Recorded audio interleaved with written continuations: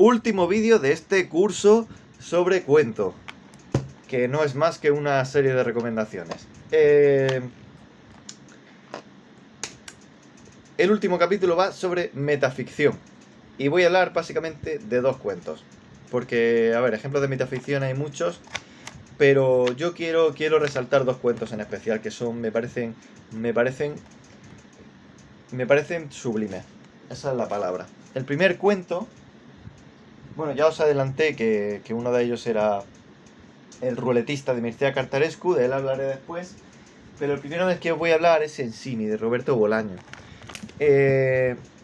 Sensini es un cuento magistral. Bueno, Roberto Bolaño lo conoceréis sobre todo por las novelas. Roberto Bolaño es un genio de la estructura a la hora de escribir novelas, pero para mí su mejor prosa está en los cuentos.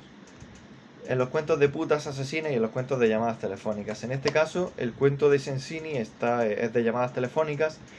Es un cuento... Es un poco autoficción porque está basado en algo que le pasó realmente con un escritor que se llama Antonio Di Benedetto, pero en el cuento se llama Sensini, este escritor, y va de cómo él intentaba ganarse la vida escribiendo cuentos y mandándolos a concursos.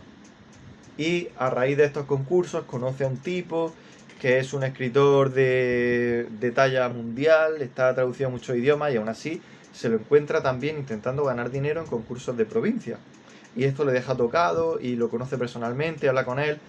Este cuento Sensini, si tú escribes, y sobre todo si escribes cuentos, y más aún si tienes pensamiento de presentarte a algún concurso, te lo tienes que leer sí o sí.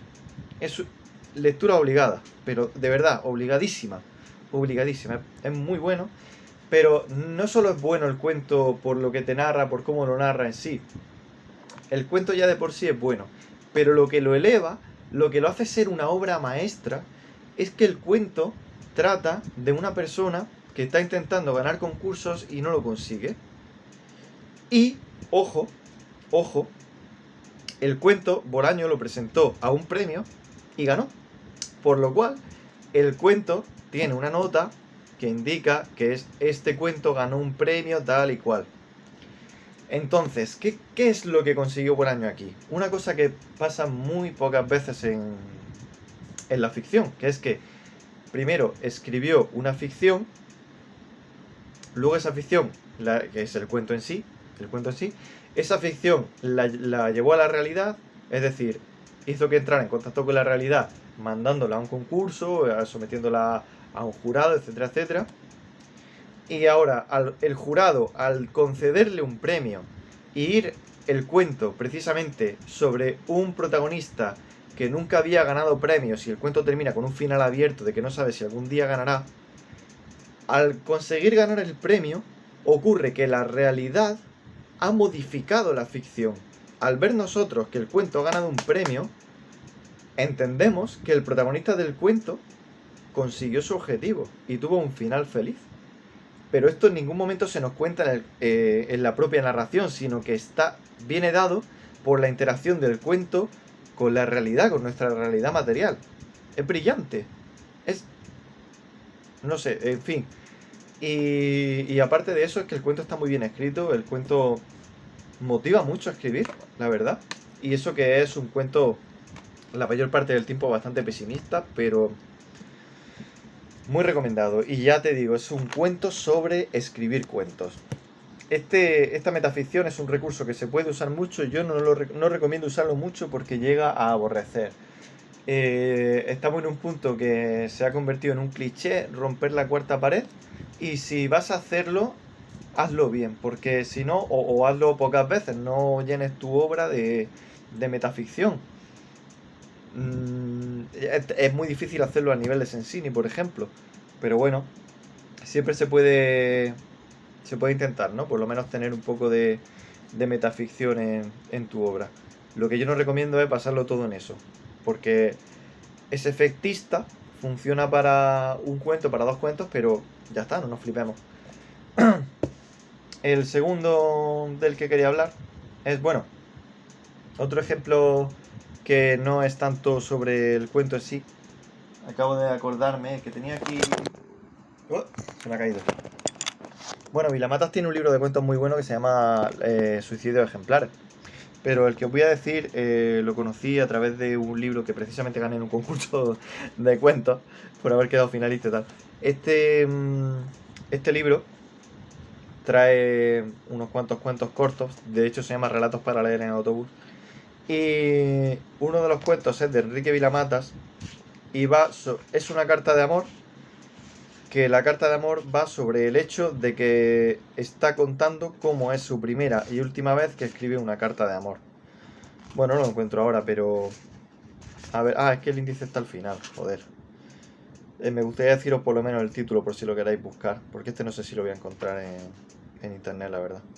Vale, se llama Primera carta de amor, la verdad es que el título no deja lugar a dudas. Dice, no volveré a ser joven, solo eso quiero decirte. Bueno, también que es la primera y la última carta que escribo en mi vida y que tal vez te interesa saber, por ejemplo, que el día en que cumplí la... Bueno, y ahí empieza a contarte cómo empezó a escribir en un diario y tal y cual. Vamos al plato... Bueno, el plato fuerte era Sensini, pero este cuento también es uno... si a mí, por ejemplo, me dicen... solo quiero leer 5 cuentos en mi vida, ¿cuáles me leo? Este estaría en la lista. Es El ruletista de Mircea Cartarescu. Es un cuento larguillo, o sea, no son 5 páginas precisamente, pero bueno, tampoco es una cosa... Tampoco llega a ser novela corta, yo lo considero cuento, la verdad. ¿Qué pasa en el ruletista? ¿Por qué? Es que en el ruletista pasan tantas cosas. Es que el ruletista de verdad que podría haberlo incluido prácticamente en todos los vídeos que he hecho, porque utiliza todos los recursos. Es increíble. La trama en sí, ya sin necesidad de ningún recurso, ya es original. Va de un tío que se dedica a ganar dinero a base de jugar a la ruleta rusa y el tío nunca muere. O sea, nunca, normalmente la gente que se dedica a eso, que suele ser, según el cuento, son mafiosos que cogen a vagabundos que no tienen nada y les dicen, mira, te pagamos un poco por si es negocios de apuestas, ¿no? Para que la gente apueste, negocios clandestinos, evidentemente. Apueste a ver quién aguanta más la ruleta rusa y normalmente nadie aguanta más de 1 o 2 sesiones de ruleta rusa. Pues este tío se dedica a eso profesionalmente y nunca muere.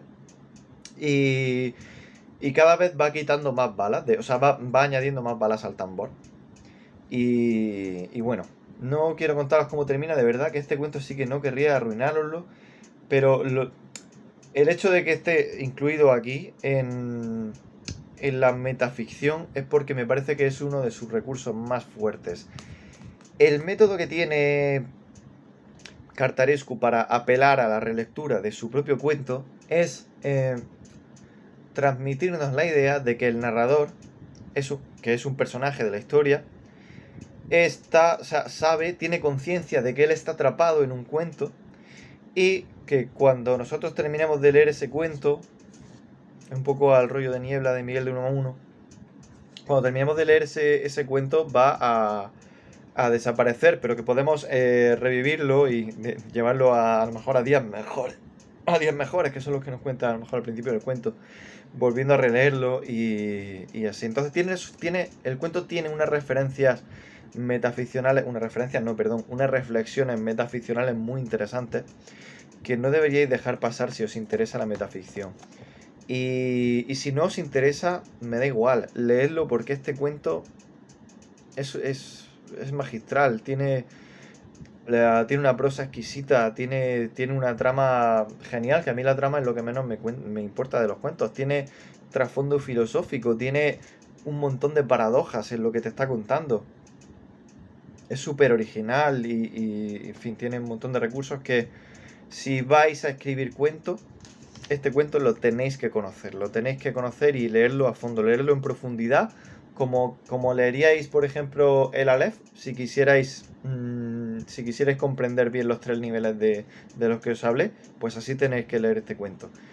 Es un cuento de verdad para disfrutar, porque no sé, cada línea está muy, muy bien escrita. No sé, cuando lo busque en internet, qué traducción encontraré. También os digo que seguramente eso influya. No voy a poner el cuento en rumano, porque no creo que si estáis en este canal tengáis un altísimo nivel de rumano, que puede ser que sí, pero Yo os buscaré una traducción en español, ni siquiera sé si encontraré alguna y la que encuentre, a ver qué tal está. Pero bueno, si no, pues os recomiendo que si podéis pillaros o sacaros de la biblioteca este libro, que lo hagáis, porque de verdad que es un cuento imperdible. Y bueno, pues con esto ya llegamos al final de estas recomendaciones focalizadas en aspectos a tener en cuenta a la hora de proponerte escribir un cuento.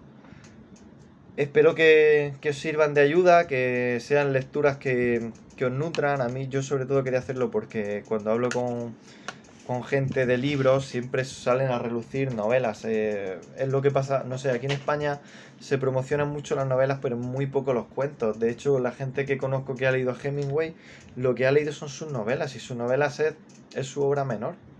Lo importante de Hemingway son los cuentos, por ejemplo. Lo mismo con Salinger. Lo importante de Salinger son sus cuentos, pero todo el mundo de lo que habla es del guardián entre el centeno. Entonces quería también reivindicar un poco la variedad que hay en el cuento, el despliegue de recursos que obliga el hecho de que no pueda tener la extensión de una novela, el despliegue de recursos narrativos que ofrecen los cuentos de calidad me refiero. Y que escribir cuentos no es fácil. Escribir cuentos es una cosa que requiere práctica y sobre todo requiere mucha lectura de otros cuentos, porque si no, claro, mucha gente escribe cuentos y es gente que solo ha leído novelas.